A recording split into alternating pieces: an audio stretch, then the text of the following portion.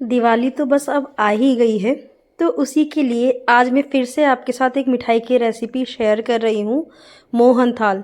जी हाँ, आज हम मोहन थाल बनाएंगे और उन्हीं चीज़ों से बनाएंगे जो आपके किचन में मौजूद होंगे। तो चलिए शुरू करते हैं। यहाँ पर मैंने एक बोल ले लिया है और उसमें अब मैं यहाँ पर 2 कप बेसन डालूँगी। तो मैंने यहाँ पर मोटा वाला जो बेसन आता है वो डाला है। अगर आपके पास मोटा वाला बेसन नहीं है तो जो फाइन बेसन आता है, नॉर्मल बेसन, आप उससे भी बना सकते हैं। उसके बाद मैंने इसमें लगभग 2.5 चम्मच जितना दूध डाल दिया है। दूध आप कैसा भी ले सकते हैं, कच्चा या फिर थोड़ा ठंडा। और उसके बाद मैंने इसमें 2 से 2.5 चम्मच जितना ही देसी घी डाल दिया है। दोनों चीज़ें डालने के बाद इसे बेसन में अच्छे से हम हाथों से इस तरह से मिक्स कर लेंगे। तो मिक्स करने के बाद आप देख सकते हैं कितना अच्छा इसमें मोयन पड़ा है। और मैंने आपको पहले ही बोला है, मोयन चेक करने के लिए इस तरह से आप मुट्ठी बना के देख लीजिए। तो जब बेसन अच्छे से मिक्स हो जाएगा उसके बाद हम इसे छान लेंगे। तो यहाँ पे छानने के लिए मैं मोटी छलनी का इस्तेमाल कर रही हूँ। अगर आप बारीक लेंगे तो उससे काफ़ी टाइम लग जाएगा आपको छानने में और प्रॉपरली छनेगा भी नहीं। तो मोटी छलनी से हमने छान लिया है।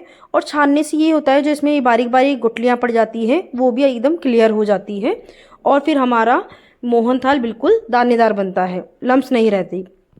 तो छानने के बाद अब हम बेसन को भून लेंगे। तो यहाँ पर मैंने कढ़ाई में 3/4 कप मैंने देसी घी लिया है। वही कप है जिससे मैंने बेसन लिया था। तो 3/4 कप 3/4 कप आपको देसी घी लेना है।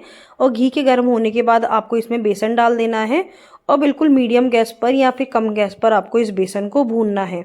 तो इस बेसन को भूनने में लगभग 10 से 15 मिनट का समय लगेगा।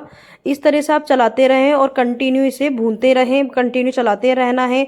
ध्यान रहे गैस तेज़ ना करें वरना ये एकदम से जल जाएगा। अभी आपको सूखा सूखा लग रहा था, लेकिन जैसे जैसे ये पकेगा वैसे वैसे ये घी छोड़ देगा और बिल्कुल थोड़ी लिक्विड फॉर्म में आ जाएगा।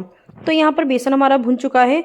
अभी आधा कप मिल्क जो मैंने स्टार्टिंग में लिया था वो हम इसमें थोड़ा थोड़ा करके इसमें डाल देंगे। एक साथ सारा मिल्क नहीं डालना है, थोड़ा थोड़ा करके डालना है, क्योंकि जैसे ही आप दूध डालेंगे तो ये बेसन में उफान आने लगेगी। इसलिए थोड़ा थोड़ा सा आपको मिल्क मिक्स करना है और इस मिल्क डालना है और इसे मिक्स करते जाना है।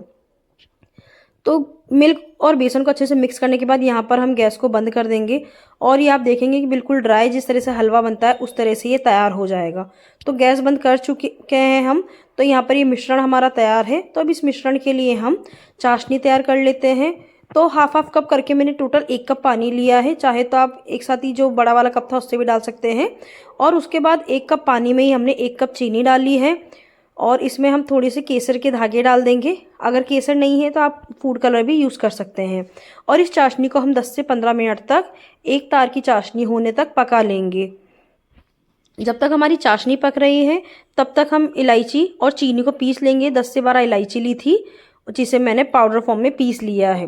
यहाँ पर हमारी चाशनी भी तैयार हो चुकी है। बहुत ज़्यादा पतली या फिर बहुत ज़्यादा गाढ़ी नहीं रखनी है, एक तार की चाशनी आपको तैयार करनी है। चाशनी को मैंने उतार दिया है और उसके बाद जो हमने इलायची का पाउडर बनाया था, इलायची और चीनी का, उसे इसमें डाल देंगे, छान लेंगे, अच्छे से मिक्स कर देंगे।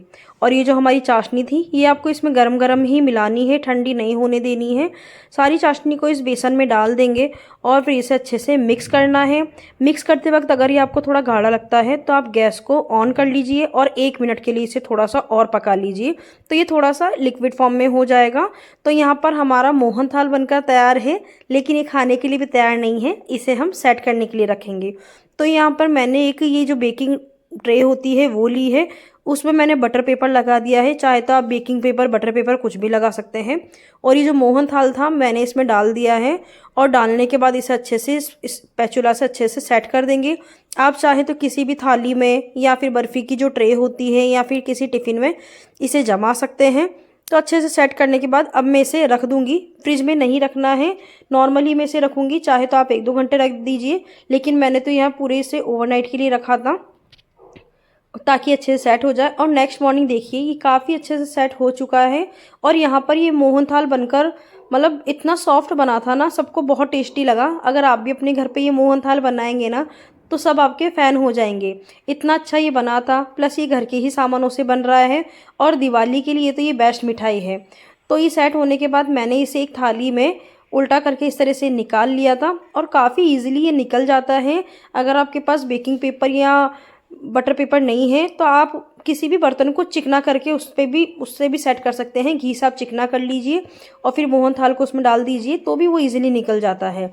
उसके बाद मैंने इस पे चांदी का ही वर्क लगा दिया है और उसके बाद आप अपने मनचाहे साइज़ में, अपने मनचाहे शेप में इसे कट कर लीजिए। तो यहाँ पर इसके बाद हमारे ये मोहन थाल खाने के लिए बिल्कुल तैयार है, बनकर बिल्कुल रेडी है और सच में काफ़ी टेस्टी लगाते हैं खाने में। और जब हम घर पे मिठाई बनाते हैं तो उसकी तो बात ही कुछ अलग होती है। तो यहाँ पर ये मोहन थाल बनके तैयार है। आई होप आपको मेरा वीडियो पसंद आया होगा। तो इसी तरह से मुझे अपना प्यार और सपोर्ट देते रहिए। और अगर अभी तक आपने मेरे चैनल को सब्सक्राइब नहीं किया है तो प्लीज़ मेरे चैनल को सब्सक्राइब कर लीजिए। कट करने के बाद मैंने इस पे ऊपर से पिस्ता डाल दिया था। आप चाहे तो काजू या बादाम भी डाल सकते हैं कट करके। और ये मोहन थाल हमारा खाने के लिए बिल्कुल रेडी हो चुका है। आई होप आपको मेरा वीडियो पसंद आया होगा। हैप्पी दिवाली आप सभी को मेरी तरफ से। Bye bye, thank you.